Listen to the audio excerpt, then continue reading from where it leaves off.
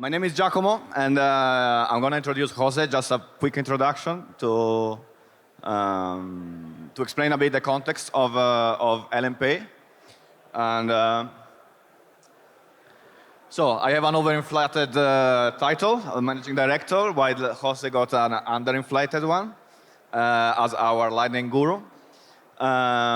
We both work for Clover Labs, which is a sort the incubator for Elenpay.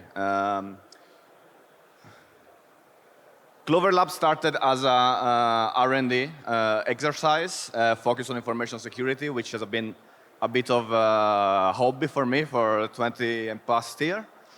And we started working with crypto for a few years, and Bitcoin in particular.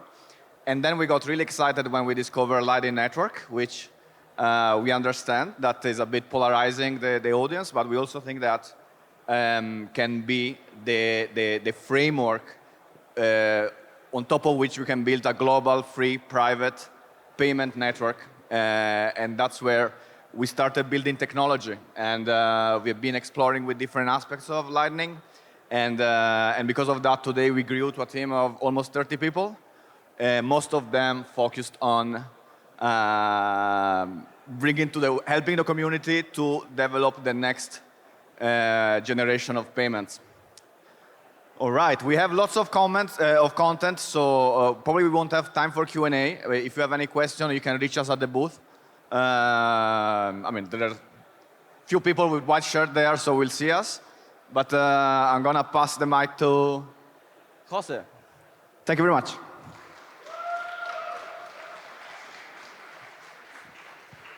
Yeah, all right. Do you copy? Yeah, can you hear me? Yeah, okay. My name is José. I'm a Lightning engineer for Clover Labs. Yeah, and this is what we call the Elenpay, right? We are a PSP. We are the official payment service provider for the conference. Hope you are getting your sats flowing good and right. And we also have two products right now. As I said, the PSP, you can find the link there. And we have also a work in progress wallet. We think that the technology is developing, and we need to really monitor the situation before we really commit. But yeah, coming soon, we are working on a Lightning wallet. So before I go to the technical, sorry if I go too technical in this talk, but I think you will find it valuable. I want to introduce our collaboration with MidRiver Bitcoin, right? We are collaborating with MidRiver Bitcoin. Basically, there is a non-profit organization that takes care of educating children in El Salvador, America, and other parts of the world. They're doing a great job. So basically, you can go to our booth. You can donate. 100% of the money will go to there. And so if you donate, you will get a free beer, and you can also talk with us. Yeah, so please check it out. This is the website for MidRiver Bitcoin. I think you will find it really interesting. But let me introduce a video from the co-founder, John. Hello, my name is John Dennehy. I'm the founder of My First Bitcoin, or MidRiver Bitcoin. We are a Bitcoin education nonprofit based here in El Salvador. We believe that independent, impartial, community-led Bitcoin education will change the world. So we've been working here in El Salvador since 2021. We have introductory classes. We've also developed a Bitcoin diploma, which is a 10-week program, which we run in the public school system. We also run it out of some mayor's offices and out of some community centers as well.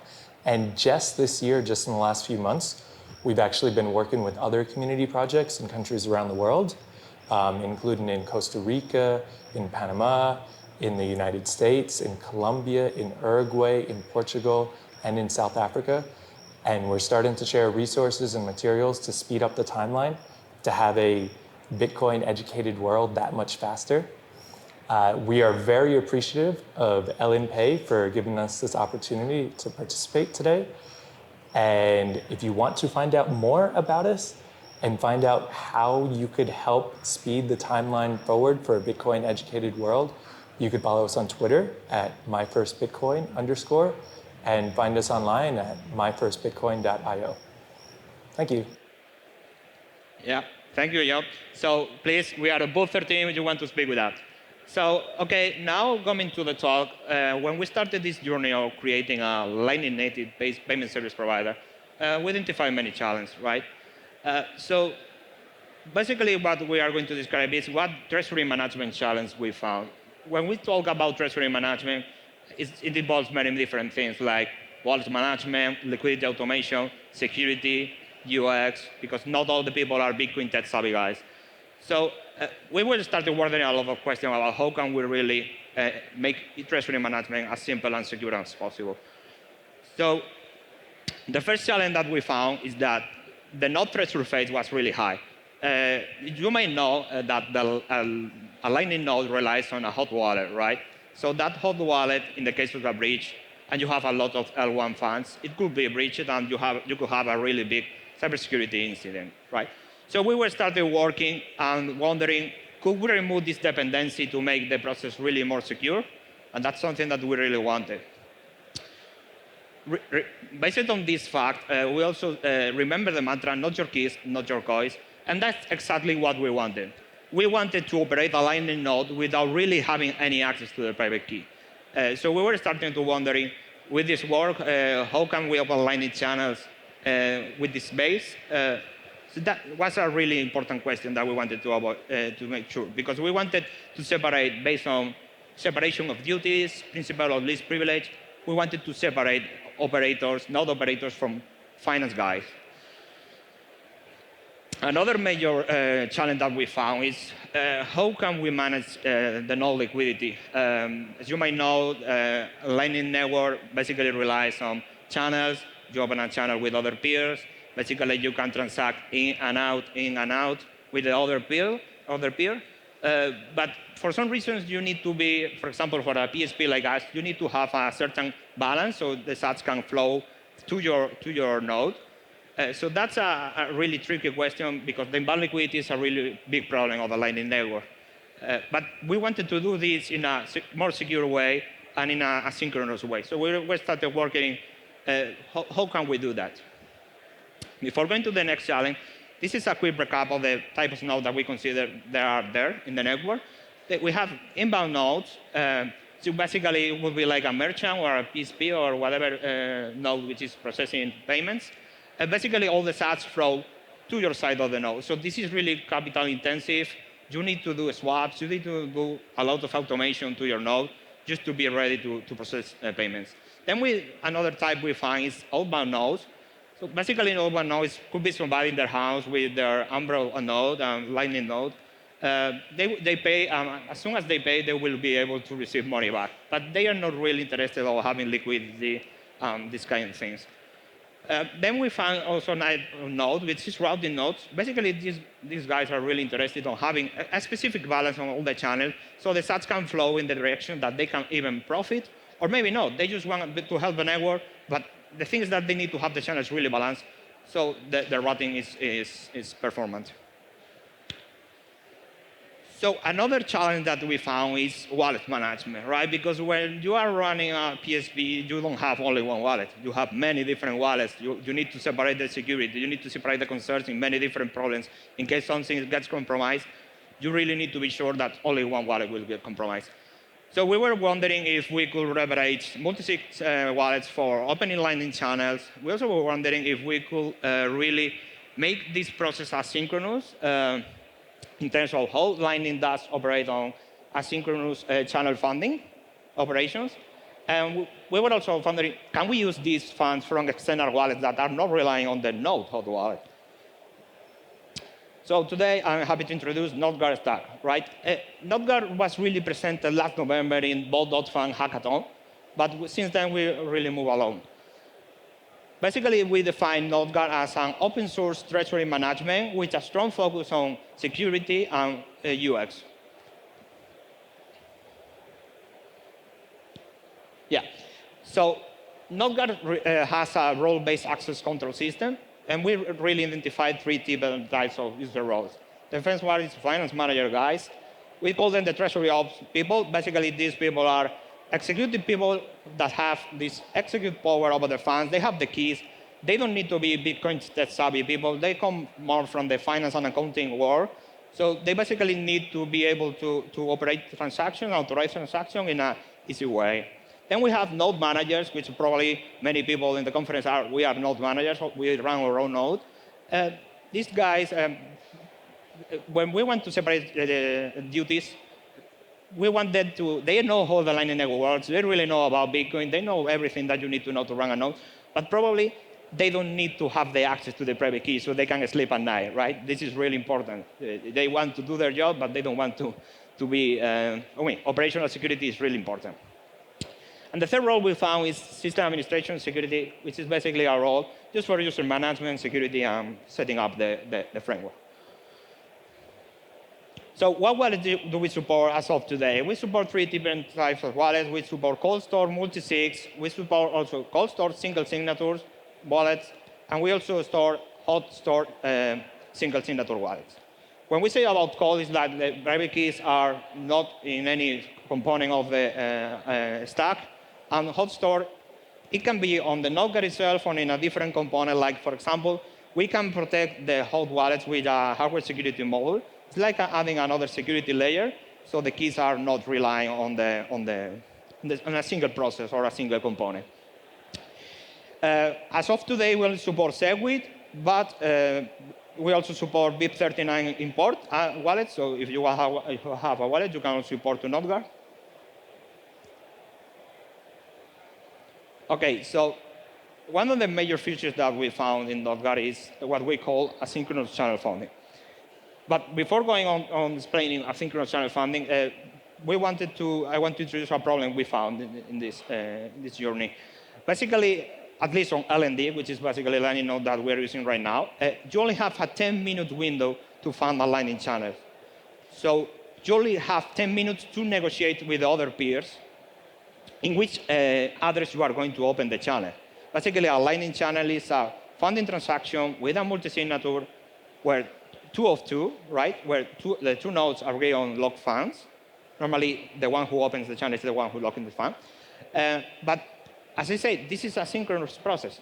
Imagine a scenario like the one here, that Alice and Bob, they are both finance managers. They have executive power over the funds, but they are geographically distributed. So they are in different time zones. Their lives are different, so their schedule is different. How can we really open channels in this 10-minute window? That's where NodeGuard comes in, right? And this is the asynchronous channel funding.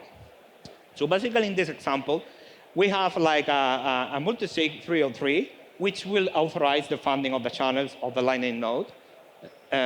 So basically, what we will do is like we will show in the UI a PSBT, which is partially Bitcoin signature transaction, which in simple terms we can say is like a format for signing transaction, sharing it collaboratively. Other people can sign. So it's really a strong format for sharing transaction. So basically, Alice will sign the PSBT. Later, Bob will also sign the PSBT at will. They can be in different hours. And the trick that we use is like Alice and Bob PSBT are signed with Zcash now. Basically, they are giving a trust to NodeGuard in the sense that, OK, I will authorize the funding of this channel, but only without knowing the output, right? So this is a component of trust, and it's a security thing that we will solve later. But this is the only way to do an asynchronous channel open. So after Bob and Alice had both signed the transaction, it will start the channel negotiation process, which is what we call about the synchronous process. Since nothing is waiting on a human to sign, we can do that on the 10-minute window. In this process, the channel is negotiated and it's funded. But as I said, we have a security thing to solve, which is basically when after this process is done, NodeGuard will join, and NodeGuard will sign the PSBT, but it will sign in a different way. It will sign all the inputs with all the outputs. So basically, it will make the transaction tamper-proof, so any miner won't be allowed to modify the outputs, and then the security of the transaction will be secure. After all, Alice and Bob, they will see in-browser notifications, so they are aware that if they are working on different things, they will see a pop-up on their computer, and they will say, hey, you need to authorize a channel. This is a really specific use case we really needed to use. So that's one feature that we talk. So another feature that we implemented in NodeGuard is liquidity automation or liquidity management, we could also say. So basically, NodeGuard has a liquidity rule system where you can add rules to your channel. So if you want to have like a specific threshold where the channel balance should be at any given time, NodeGuard will take care of do rebalancing operations. When we say about rebalance, it's like doing submarine swap. For those that you don't know, submarine swap is like an operation that goes from layer 1 to layer 2. So basically, I can pay a third-party service provider on layer 1, and they will pay me on layer 2. And vice versa. You can pay on layer 2 back to layer 1. So in this example, we have a rule for a channel balance. We established 2 thresholds that they can be optional. You can do different things and different kinds of combinations. So imagine that we want to set like a threshold of 20% related to the local balance and another threshold of 80% over the remote balance. So basically, NodeGuard will certificate that the balance stays always between these 2 thresholds. If the channel balance goes below 20%, it will fire a reverse submarine swap, which is layer 2 Lightning to layer 1 Bitcoin. And vice versa, if the channel balance goes above 80% remote balance, we will fire a submarine swap for layer 1 to layer 2. The reality is that for an inbound node, as we said, probably you will use mostly reverse submarine swap because you are losing your inbound liquidity, so you need to swap out, right? And in that way, security is enhanced because if you push all the money out of your Lightning channel and you get a security breach, basically they cannot rob you anything because all the money is going to a cold storage wallet. And that's the beauty of NodeGuard. So all the operations are also related to these treasury management wallets. So nothing is touching the hot wallet of a Lightning node. What other features do we support? OK, so we have channel management, channel closing. One interesting thing that we do is like at protocol level, we tell that if you open a channel with us, the closing address, which is another transaction, will need to be a specific address of a cold storage wallet. So again, we want to avoid the hot wallet of the node. We will also support some fee management. We also do periodical automatic sweeping of the funds. There are edge cases where in the Lightning node, the funds can go directly to the hot wallet. So we will try every minute or whatever you said to check if there are any funds on the Lightning node, and we will sweep out. We don't want the money to be there. I mean, security first. We also support remote signing through HSM. I'm going to explain later how we do that. We also have support for hardware wallets to open Lightning channel. I think that's really interesting for all the people that they have their own Lightning node at home, and they have the money, their Bitcoins on a hardware wallet. So basically, you could use your PSBT, sign with your hardware wallet, and you will open a Lightning channel. It's super nice. We also support 2-factor authentications. And as a security thing, everything in NodeGuard is a server-side code. There is no public API. There is a private API, but it shouldn't be exposed. But there is no public API for the web application. So we rely on a technology that everything is computer server-side, so what you are seeing is a render. So there is no potential leak of information. That's also very important. We just wanted to avoid every single threat we could. So the NodeGuard studies, the one you see below, is we have NodeGuard web app, which is a web app application to monitor the stack and all the components. It's like an orchestrator. Then we have NodeGuard Companion, which we could say is like a minimalistic wallet. It's super small. It's a browser-based extension. But the only reality is to ease the UX of signing the PSBTs and also to create the wallets keys that we will show in the demo later. And then we have NodeGuard Remote Signer, which is a AWS Lambda function. So it basically allows you to do automatic signing with a hot wallet, but the keys will be, it's like adding another layer of security. So the keys are not on NodeGuard. They are in a bastion process, a different kind of process that will be secure enough just to reduce, the threat surface. Then we have NodeGuard Liquidator, which is this fancy logo. It's a subcomponent of NodeGuard. Basically, in Liquidator, we try to take care of the liquidity. We'll balance the channels. We'll also report metrics. It's a really nice piece of software. This is free on open software. We put it as a JGPL free software license. Maybe it's too much. We're open to feedback. But we just want to make sure that it's really protected for all the people. So, OK, it's time for some demo. So in this demo, what we are going to do is we have Alice and Bob, they both have created accounts. So Alice will log in. So the first thing that they need to do, probably they will only need to do it once, is set up their keys.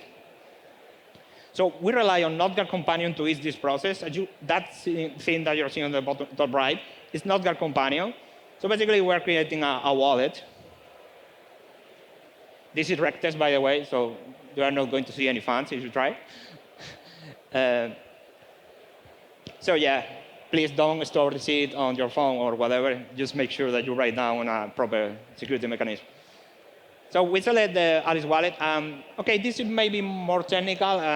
Probably all the people doesn't need to know what's a derivation of the master fingerprint. We're working on making this easier. So I will show later where this should work. Well, basically, we need to paste the watch-only information of the wallet in NodeGuard so we can track the UTXOs or the money just to later request the money.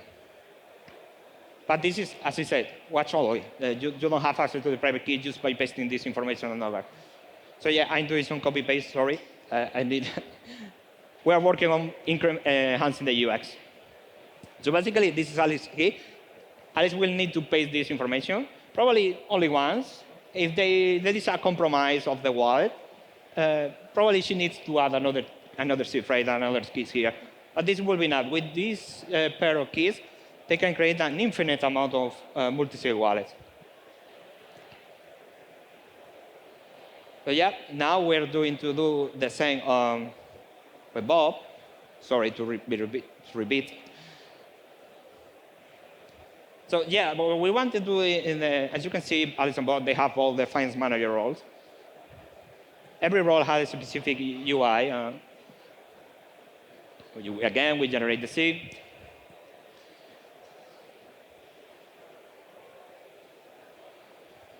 Bob's super secure wallet. Basically, we have a trust component here, but since we are relying on multi-sig wallets, imagine that the browser gets compromised. It's up to you to create the multi-sig wallet with enough signers, so it will be as safe as the more signers, the more harder, but the more harder to attack also. Harder to operate and harder to attack, sorry. So yeah, we generate the derivation path again. I'm doing copy-pasting.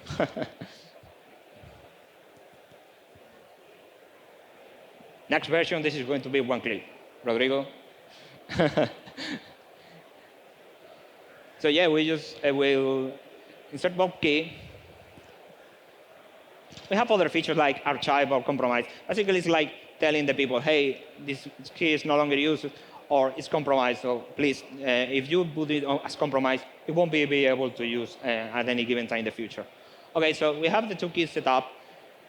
Now we're going to create a multi-sig wallet. Basically, we define the thresholds, how many signers. One important thing is that the number of the threshold includes the NodeGuard, right? So yeah, we have a 303. Now we are going to add the keys. We select which finance manager are going to be co-approvers. You see on the down that who is the signers of this multi-sig wallet. We select the added export keys. Again, this was all designed to be for as easy as possible, just for Lightning nodes. There are a lot of good wallets there, but we didn't find a way to use Nunchuk or other kind of hardware wallets, multi-sig wallets to work that way, right? With this specific use case. So, OK, now we're going to finalize the wallet, which is basically, OK, everything's set up. It's OK. The cosigners are the one that they should be. And we're going to make it to lock it. So yeah, next step will be like to take a unused address and fund it. So yeah, you're ready to go with this multi-sig wallet. The feature that we talk about the asynchronous channel open is basically we are logging with a node manager. As I said, they don't have execute power over the funds, so they don't have any private key. They are just picking people and node operators that they know what they are doing. So basically, we are going to open a channel to Bob, the node 6 on the Lightning network. we select which source node. One thing about NodeGuard is that multi-node. If you have multiple types of nodes that you are managing, you can manage all of them through NodeGuard. We are going to do some code selection. With UTXO, we are going to use this wallet, so we make it chainless. This is important to avoid any kind of chains. And yeah, we selected the wallet, as you see there. And now we are opening the channel. So if we switch hats, and we now log as Alice, Alice and Bob will see both a notification, hey, you need to sign, please check it out. They will see this, right? So you can sign this PSBT with your software wallet or your hardware wallet. But NodeGuard Companion is here to help you out. So basically, as you see, only 2 clicks. You select the wallet, you sign. Done. You already authorized the transaction. You can reject it or whatever. So we have 2 out of 3. So we need another signer. So Bob, in another part of the world, will join. And again, he has NodeGuard Companion, so it's really easy.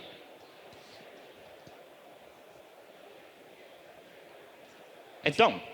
So eventually, at some seconds, the channel will be ready to be broadcast to the network, and yeah, you have it. It's on the mempool, have a channel.